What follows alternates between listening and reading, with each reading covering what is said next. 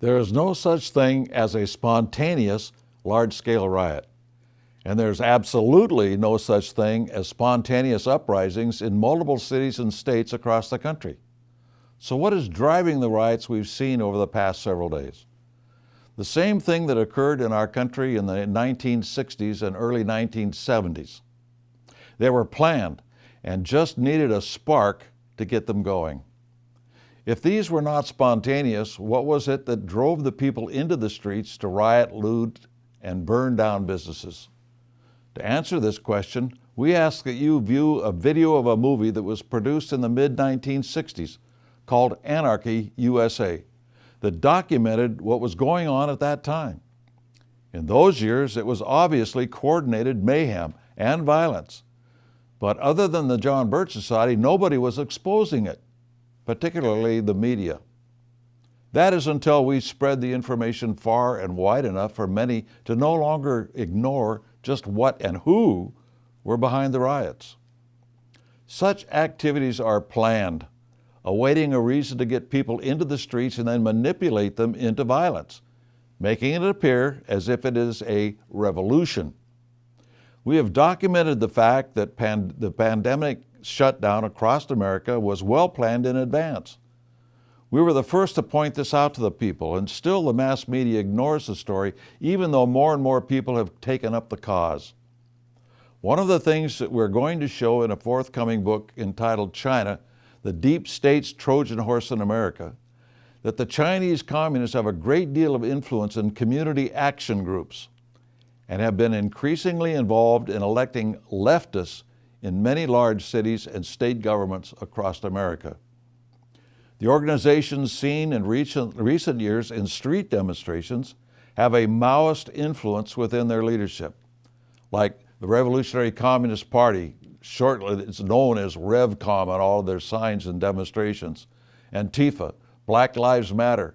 Such groups may look like independent, but they are not. They follow a Marxist ideology.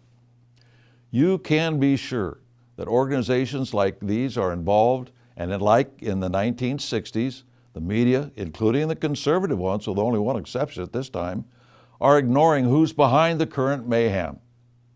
You might say that the gathering of a crowd in the streets could be organized by using social media, but someone had to make the decision of where a crowd needs to gather. The primary purpose of these riots are, one, to destroy areas of the city to make the life of the citizens in that area more miserable. This will increase the opportunity to get them involved in government programs rather than the free enterprise system. Secondly, to create the condition for controls over all the people. A curfew, for instance, is enforced over all citizens, not just the rioters. 3, create the condition of separating the local citizens from their local police. Now, we abhor bad policing, but it is rare, and we need to support those who protect our citizens and our communities.